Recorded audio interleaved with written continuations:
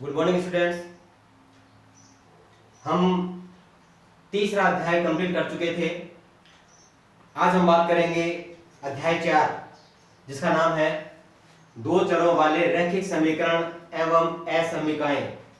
देखो, असमीकाओं की बात बाद में करेंगे। सबसे पहले हम बात करते हैं रैखिक समीकरण युग्म की। रैखिक समीकरण युग्म 9th क्लास में पढ़ा था हमने, यानी जिस समीकरण से हमें एक सरल रेखा प्राप्त होती है, यानी जिस समीकरण से हमें एक सरल रेखा प्राप्त होती है उसे हम रैखिक समीकरण कहते हैं। या यूं कहें कि चर जो होता है, चाहे x हो, y हो, z हो, इसकी अधिकतम घातांक, चर राशि की अधिकतम घातांक 1 होती है। अधिकतम घातांक कितनी होगी? 1। तो वो समीकरण कौन सी कहलाएगी? रैखिक समीकरण। और ग्राफ में दर्शाने पर इससे एक सरल रेखा प्राप्त होती है। तो देखो, इस चैप्टर में दो चर वाली रैखिक समीकरण आएगी। देखो, पिछले चैप्टर में हमने पढ़ा था द्विघात समीकरण, एक चर की, यानी x है या y है, अकेला था, लेकिन अधिकतम घातांक थी 2। अब इसमें आ रहा है दो चर, यानी x के साथ में y या a के साथ में b, p के साथ में q, इस तरह से दो चर वाली रैखिक समीकरण। तो सबसे पहले हम इसके मानक रूप की चर्चा करते हैं। देखो, मानक अथवा व्यापक रूप।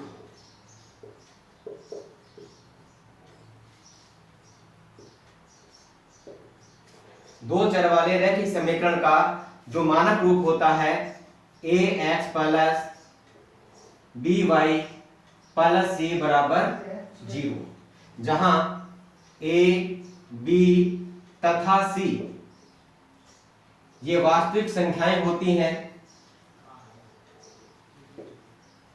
वास्तविक संख्याएं होती हैं तथा a एंड b, a और b, इन दोनों का मान क्या होता है? अशून्य, यानी शून्य के बराबर नहीं होता। a और b कभी भी शून्य नहीं होंगे। यह है इसका मानक रूप। अब इस मानक रूप के आधार पर रैखिक समीकरण हल करते समय हमारे सामने विभिन्न स्थितियां आती हैं, अलग अलग स्थिति आती है, जिसमें हम उस समीकरण का हल या उसकी प्रकृति ये ज्ञात करते हैं। हल किस प्रकार का होगा, उस समीकरण की जो प्रकृति है वो कैसी होगी, ये सारी चीजें हम इस व्यापक रूप के आधार पर ही पढ़ेंगे। देखो, चूंकि दो चर आते हैं तो वहां पर रैखिक समीकरण युग्म प्राप्त होता है।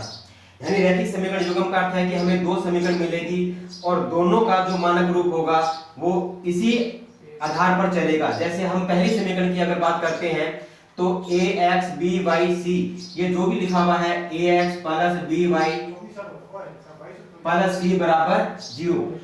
दूसरी समीकरण होगी, उसका भी मानक रूप ऐसे होता है ax plus by plus c बराबर 0।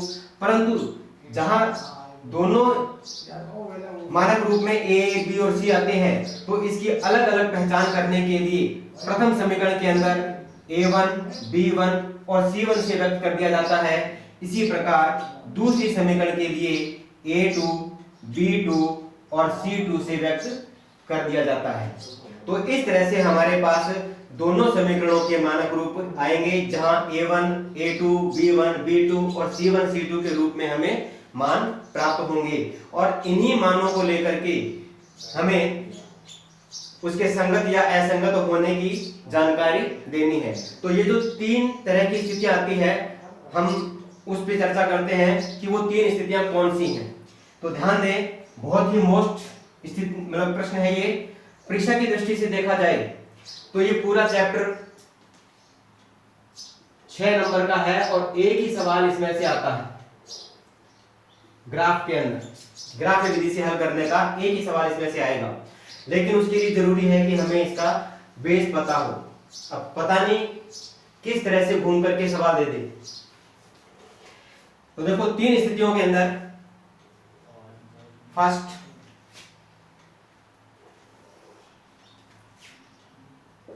सेकेंड एंड थर्ड, ये तीनों स्थितियां क्या है, ध्यान से समझना इस सारणी को।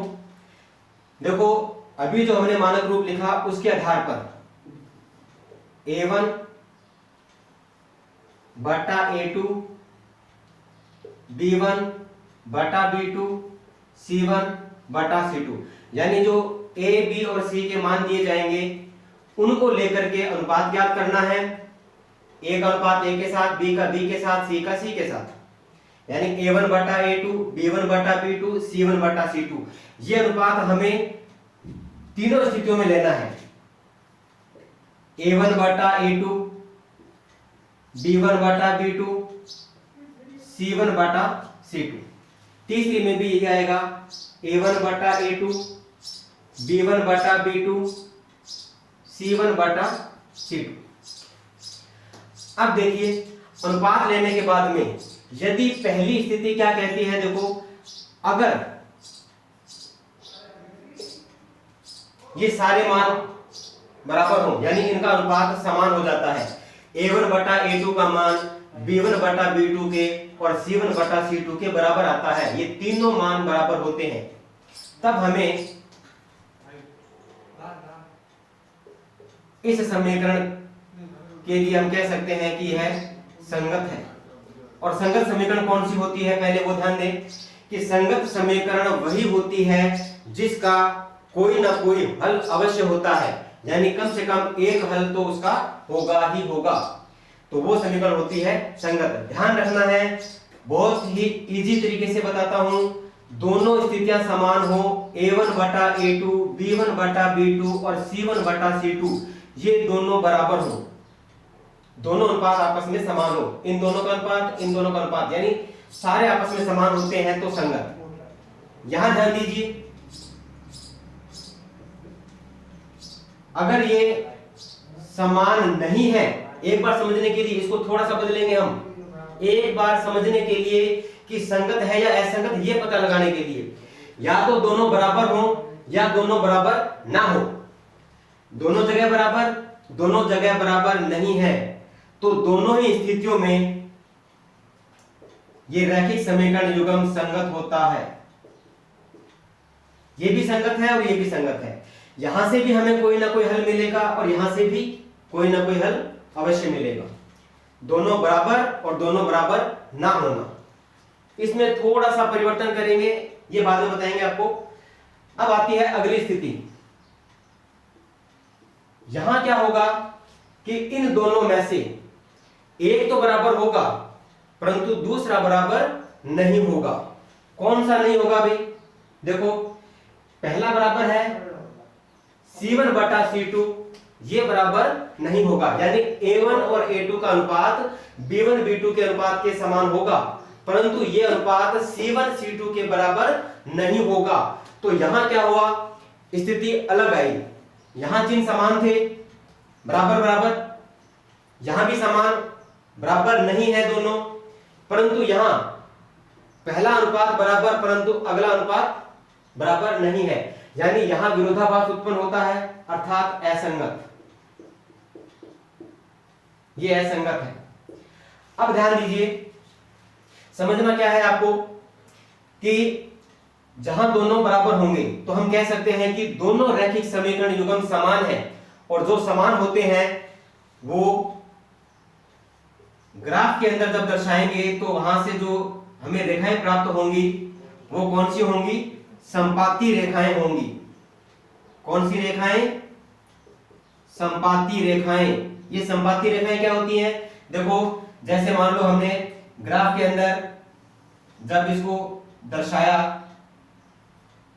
ये इसके बिंदु हैं अलग अलग, पहली समीकरण इस तरह से आई ग्राफ के अंदर, दूसरी समीकरण जब ली तो उसके बिंदु अलग अलग थे, एक यहां आया, एक यहां आया, एक यहां आया, परंतु जब इन बिंदुओं को मिलाया तो हमने देखा कि ये रेखा भी पहले वाली रेखा के ठीक ऊपर आ गई, यानी पहले वाली रेखा को इस रेखा ने ढक दिया। तो ये जो स्थिति कहलाती है ये कहलाती है संपाती स्थिति, यानी दोनों रेखाएं मिलकर के कहलाती हैं संपाती रेखाएं। यानी जब दो रेखाएं ग्राफ के अंदर एक दूसरे को प्रतिच्छेद करती हैं तो वहां से हमें इसका हल प्राप्त होता है। अब देखो, अगर हमसे प्रश्न पूछा जाता है कि दो रैखिक समीकरण दे दी हमें, दी गई रैखिक समीकरण युग्म संगत है या असंगत, तो आप इसी तरह से अनुपातों की तुलना करोगे और उसकी जांच करोगे, बराबर आएगा तो संगत। अगर पूछे कि इन रेखाओं द्वारा निरूपित इन रैखिक समीकरण युग्म द्वारा निरूपित रेखाएं किस प्रकार की होंगी, तो हम कह सकते हैं कि ये संपाती होंगी। ये स्थिति आएगी तो हमें संपाती रेखाएं प्राप्त होंगी। ठीक है, अब संपाती रेखाओं से हमें हल किस प्रकार का प्राप्त होता है, तो देखो, पहली रेखा और दूसरी रेखा एक दूसरे को कितने बिंदुओं पर प्रतिच्छेद करती है, तो हम देखते हैं कि जो रेखा पहले वाली रेखा के नीचे दब गई, यानी दूसरी रेखा ने ढक दिया था, तो वो पहले वाली रेखा को प्रत्येक बिंदु पर प्रतिच्छेद करती हुई जाती है। तो हम कह सकते हैं कि अपरिमित रूप से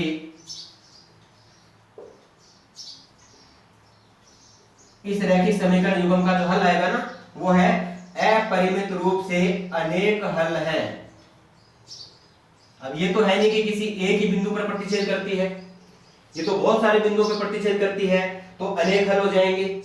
ये आती है प्रथम स्थिति, यानी अनुपातों की तुलना करो, बराबर आए तो आपको ये स्थिति बतानी है संगत या असंगत वाली, और रेखाओं की स्थिति बतानी है जो ग्राफ के अंदर आती है। इस तरह से समझ में आया? ये है प्रथम स्थिति। अब हम बात करते हैं दूसरी स्थिति की। ध्यान रखिए कि दूसरी स्थिति में मैंने बताया था कि ये दोनों बराबर नहीं है, परंतु देखो, ये वाली जो स्थिति है ना, ये बराबर भी हो जाए तो भी कोई फर्क नहीं पड़ेगा इससे, यानी पहले दोनों बराबर नहीं होने चाहिए। a1 बटा a2 is not equal b1 बटा b2। और तीसरी स्थिति के लिए जिस तरह समझने के लिए बताया था कि ये दोनों बराबर नहीं है, ये दोनों बराबर है, बस, और इसका कोई कारण नहीं था। अगर आप इसको नहीं भी लिखते हैं तो भी ये कैसी होगी? संगत होगी। क्यों? क्योंकि यहां तीसरे अनुपात से कोई फर्क नहीं पड़ता बराबर हो या ना हो, तो बुक में सिर्फ यही दिया हुआ है। ये एक समझने के लिए था कि हम एक जैसा करके और फिर इसको इजीली समझ लेंगे, तो आप इसको ये मानो कि बराबर नहीं है। ठीक है, अब ये भी संगत समीकरण कैसे हुई? जब बराबर नहीं है तो क्या हमें इस समीकरण से कोई हल प्राप्त होगा? बिल्कुल होगा। देखो, इस समीकरण युग्म को जब हम ग्राफ के अंदर दर्शाएंगे तो पहली समीकरण से हमें एक सरल रेखा प्राप्त होती है इस तरह से। जब दूसरी समीकरण लेंगे तो वहां से एक रेखा और प्राप्त होगी, किसी भी दिशा में हो सकती है, परंतु ध्यान रहे वो रेखा ऐसी होगी जो पहले वाली रेखा को किसी न किसी बिंदु पे काटती हुई जाएगी, यानी प्रतिच्छेद करती हुई जाएगी। और ये कोई जरूरी नहीं है कि जहां पहले से बिंदु आए वहीं करेगी, कोई जरूरी नहीं है। ये उस रेखा को कहीं पर भी प्रतिच्छेद कर सकती है। तो हम यहां देखते हैं कि जो दूसरी रेखा है, दूसरी सरल रेखा पहले वाली रेखा को केवल एक बिंदु पर प्रतिच्छेद करती है। यह है वो प्रतिच्छेदी बिंदु, प्रतिच्छेदी बिंदु। और जिस बिंदु पर दोनों रेखाएं एक दूसरे को प्रतिच्छेद करती हैं, उसी बिंदु पर जो निर्देशांक हमें प्राप्त होंगे वही इस समीकरण का हल होगा। तो यहां अगर हम हल की बात करते हैं तो सिर्फ एक हल होगा, और अगर रेखाओं की बात करते हैं तो यहां से हमें प्रतिच्छेदी रेखाएं प्राप्त होती हैं। जैसे हमने यहां लिखा था संपाती रेखाएं होती हैं, यानी एक रेखा के ऊपर दूसरी रेखा आती है। और यहां हम देखते हैं कि एक रेखा दूसरी के ऊपर नहीं आती है, बल्कि दोनों एक दूसरे को काटती हुई निकल जाती हैं, कहीं ना कहीं प्रतिच्छेद करती हैं, इसलिए ये दोनों प्रतिच्छेदी रेखाएं हैं। और जहां प्रतिच्छेदी रेखाएं होती हैं वहां हमें इस समीकरण का एक ही हल मिलता है, यानी एक अद्वितीय हल। यानी आप बिंदु चाहे कहीं भी लो, अलग अलग मान लेकर के कैसे भी दर्शाओ, लेकिन उस समीकरण का हल एक ही होगा, चाहे आप कितने भी मान चेंज करके देखो। इसीलिए यहां लिखा जाता है एक अद्वितीय हल। तो ये भी संगत है और ये भी संगत है। ये थोड़ा ध्यान रखना, आप इस स्थिति को बराबर या बराबर ना दोनों स्थितियां ले सकते हो, परंतु ये वाली स्थिति चेंज नहीं करनी। ये ऐसी रहेगी, a1 बटा a2 is not equal b1 बटा b2 इज इक्वल और नॉट इक्वल दोनों c1 बटा c2। यानी इसको अगर नहीं भी लेते हैं तो भी हमें प्रतिच्छेदी रेखाएं प्राप्त होती हैं, यानी वो रैखिक समीकरण युग्म संगत होता है। समझ में आई स्थिति? बाकी जब हम इसको ग्राफ में दर्शाएंगे ना, उस समय ये स्थितियां और ज्यादा स्पष्ट हो जाएंगी।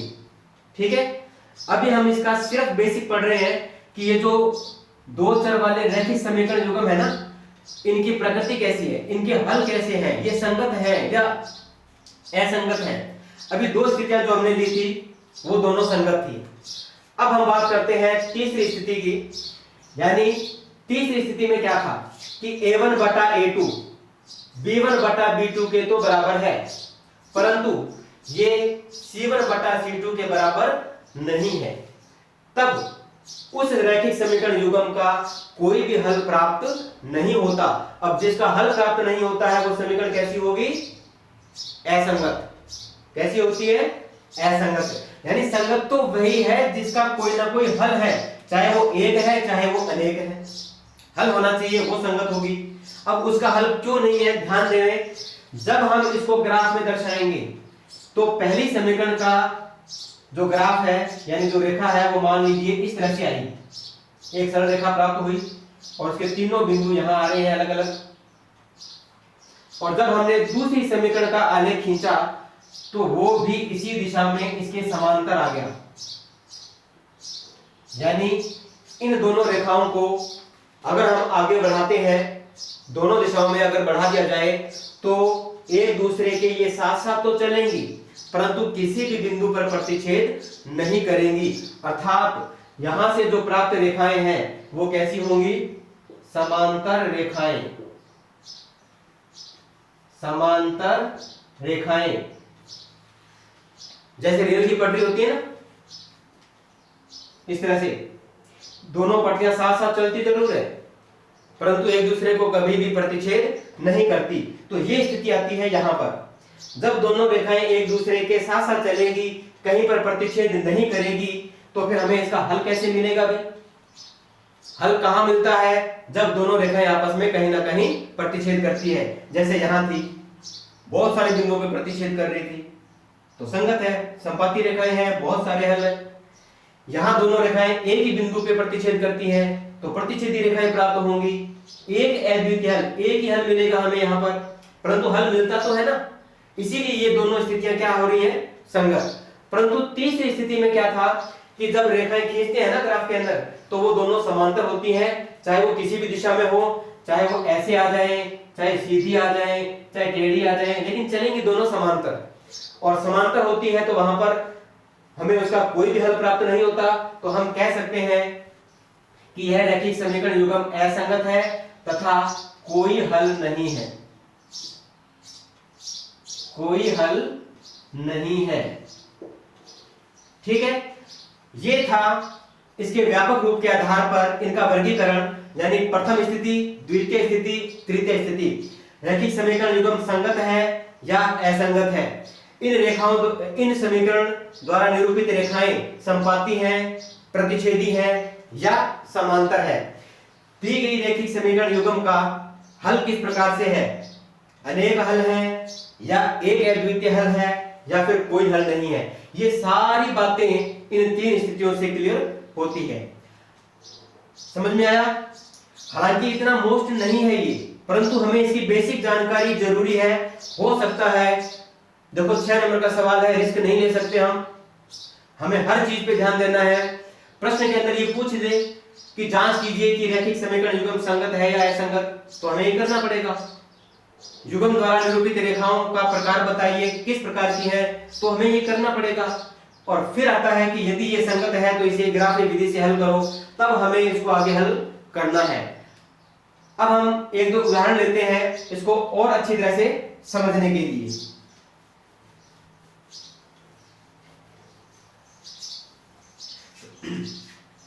तीनों का एक एक उदाहरण लेते हैं ताकि जब हम इसको ग्राफ में करेंगे ना तब हमें ज्यादा प्रॉब्लम नहीं आएगी। बहुत ही मोस्ट और परीक्षा की दृष्टि से लाभदायक टॉपिक, यानी 6 नंबर कम नहीं होते, एक ही सवाल 6 नंबर का, और ये 100% इसमें से आता है। ज्यादातर जो स्थिति आती है वो होती है प्रतिच्छेदी रेखाओं की। अब देखो एक उदाहरण लेते हैं। फर्स्ट एक रैखिक समीकरण युग्म लिखता हूं, 3x प्लस 2y माइनस 8 बराबर 0। एक और ले रहे हैं इसके साथ में, क्योंकि दो चर की रैखिक समीकरण यानी हमें युग्म मिलेगा, एक जोड़े के रूप में प्राप्त होंगी।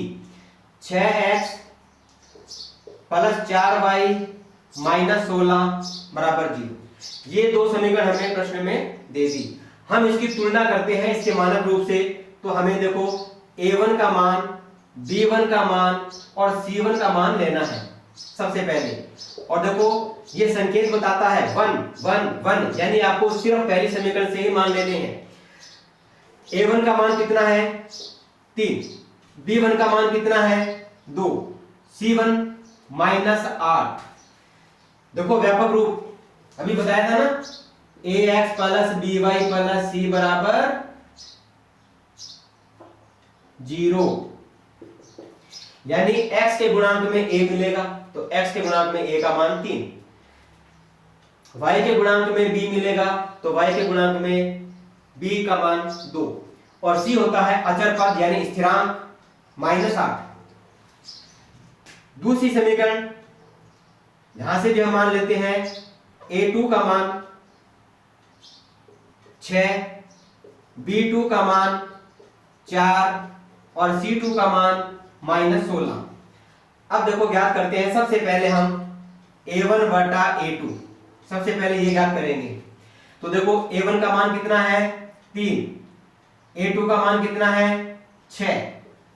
इन दोनों को जब हम सरलतम रूप में लिखेंगे तो देखो दोनों संख्याएं 3 से विभाजित होती हैं। विभाजित होने के बाद में इसका आंसर आता है 1/2। अब बात करते हैं b1 बटा b2 की। b1 बटा b2, तो देखो b1 का मान है 2, b2 का मान है 4। ये दोनों संख्याएं 2 से विभाजित होती है, विभाजित होने के बाद में इसका मान आता है 1/2। फिर तीसरी स्थिति आती है c1 बटा c2,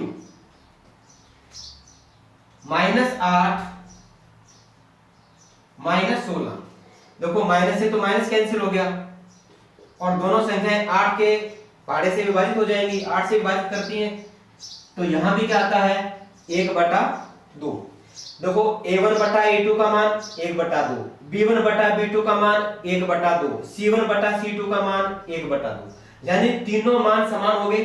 तो हम कह सकते हैं अतः a1 बटा a2 बराबर b1 बटा b2 बराबर c1 बटा c2। यानी जब तीनों ही अनुपात समान होते हैं तब कौन सी स्थिति होती है भाई, संगत या असंगत? संगत।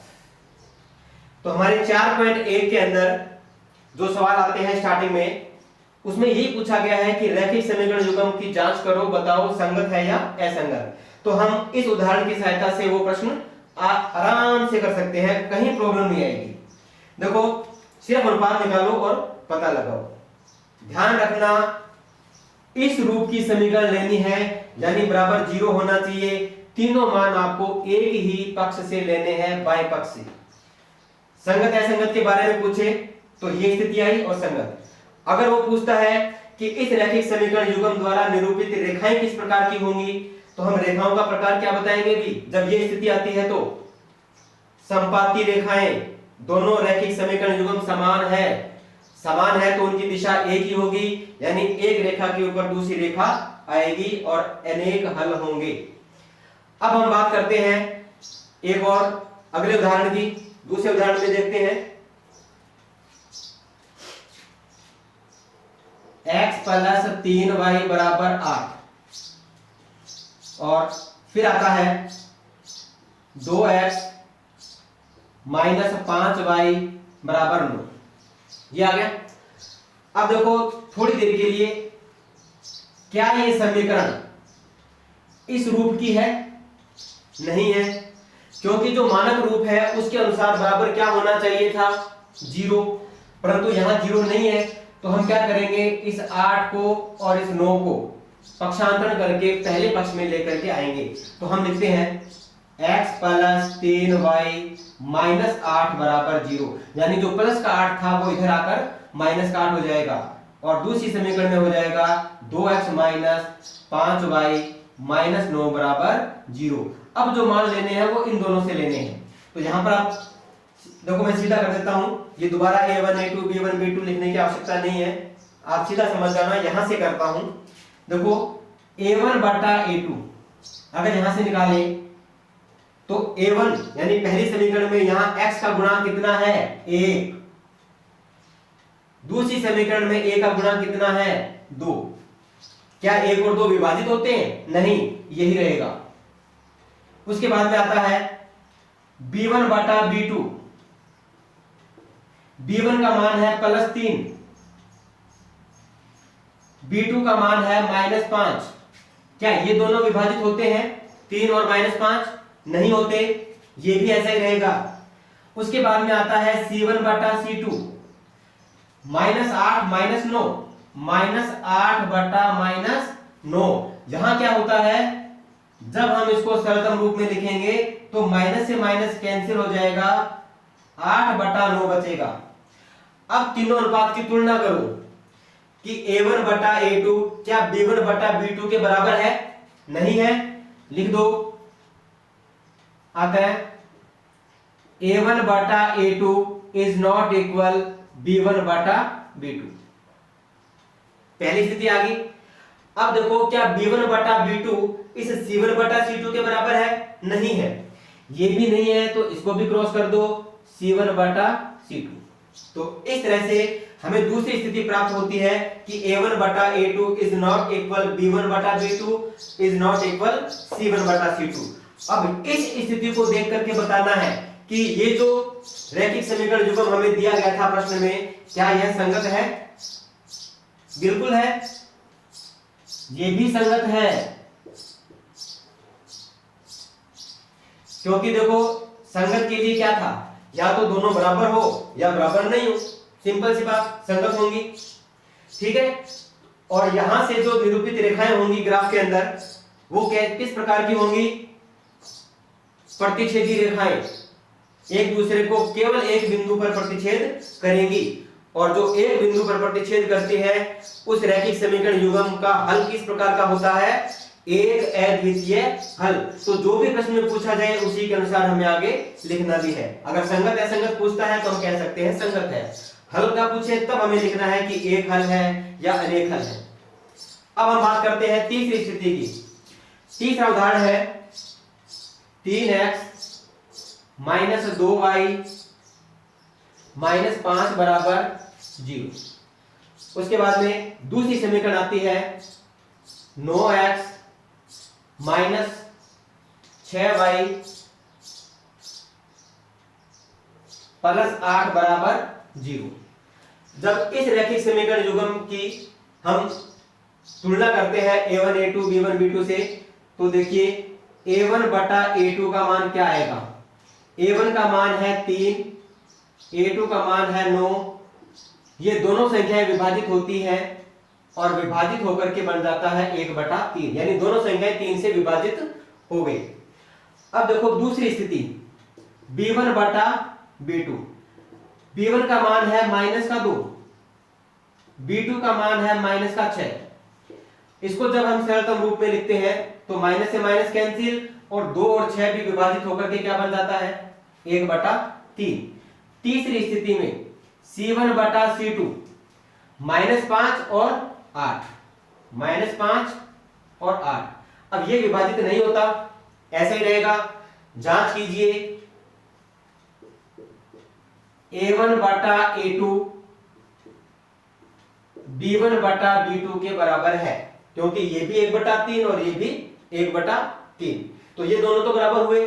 परंतु क्या ये C1 बटा C2 के बराबर है? नहीं, ये है -5/8, जबकि ये दोनों थे 1/3। तो ये मान अलग हो गया, यानी इन दोनों के बराबर नहीं है, तो हमने यहां लिख दिया इज नॉट इक्वल C1/C2। अब ये स्थिति जब आई, तब हमें इस रैखिक समीकरण युग्म के बारे में क्या पता चला कि क्या ये संगत है या असंगत? असंगत, क्योंकि देखो यहां विरोधाभास हुआ, एक बराबर है दूसरा बराबर नहीं है, विपरीत चिन्ह आगे, इसका मतलब वो असंगत है। और जब असंगत समीकरण आती है तो ग्राफ में जो निरूपित रेखाएं होती हैं वो एक दूसरे के समांतर होती हैं, समांतर वाली स्थिति आएगी, और जो रेखाएं समांतर होती है उसका कोई भी हल नहीं होता। तो हम कह सकते हैं कि इस दी गई रैखिक समीकरण युग्म का कोई हल नहीं है। अगर संगत असंगत की बात करते हैं तो असंगत है। तो ये थी इसकी स्थितियां अलग अलग, संगत असंगत का पता लगाना, उसके हल का प्रकार बताना, अनेक हल, एक अद्वितीय हल, कोई हल नहीं। रेखाओं की स्थिति पूछी जाए तो यहां आता है संपाती रेखाएं, यहां आता है प्रतिच्छेदी रेखाएं, और यहां आता है समांतर रेखाएं। तो ये थी इसकी स्टार्टिंग में बेसिक जानकारी। ठीक है, अब अगर हम 4.1 के पहले प्रश्न की बात करें तो उसमें केवल यही पूछा गया था, केवल यही पूछा गया है कि संगत है या असंगत, जांच कीजिए। तो ये देखो हमने 3 उदाहरण लिए इसको समझने के लिए, और ये सारी जांच हमने कर ली। अब हम इसके बाद में पढ़ेंगे जो वेरी मोस्ट परीक्षा के लायक आलेखीय विधि से समीकरण को हल करना, ये हम करेंगे अगले वीडियो के अंदर। तब तक आप इसी तरह के प्रश्नों पर अपना अभ्यास करें, घर पे रहें, सुरक्षित रहें। धन्यवाद।